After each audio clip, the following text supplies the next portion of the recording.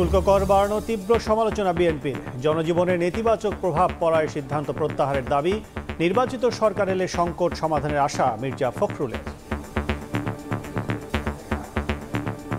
চলতি অর্থ বছরের মাঝপথে হঠাৎ করে ভ্যাট শুল্ক বৃদ্ধি করলো, যা সহজ কিন্তু জনগণের জন্য কল্যাণকর নয়। জবাবদিহিতা নিশ্চিত করলে আপনার অনেক সমস্যাই সমাধান হয়ে যায়, যেটা আপনার একমাত্র একটা ইলেক্টেড পার্লামেন্ট ছাড়া সম্ভব নয়। অর্থনৈতিক সংস্কারে মনোযোগ কম অন্তর্বর্তী সরকারের। অভিযোগ ডক্টর দেবপ্রিয়র। নীতি পরিবর্তন করে সমাজে বৈষম্য দূর করার চেষ্টা চলছে বললেন বাণিজ্য উপদেষ্টা। দেখে আশ্চর্য হয়ে গেছি কিভাবে অবিবেচকভাবে ভ্যাট বৃদ্ধি করা হয়েছে। আমরা দেখলাম না কোনো প্রত্যক্ষ কর আহরণের জন্য কোনো পরিকল্পনা।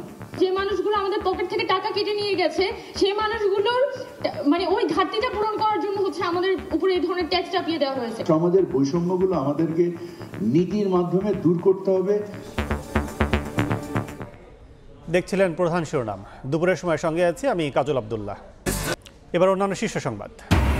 চাপিয়ে দেয়া গোলামি থেকে বিপ্লবের মাধ্যমে মুক্তি পেয়েছে বাংলাদেশ বললেন জামাত আমির।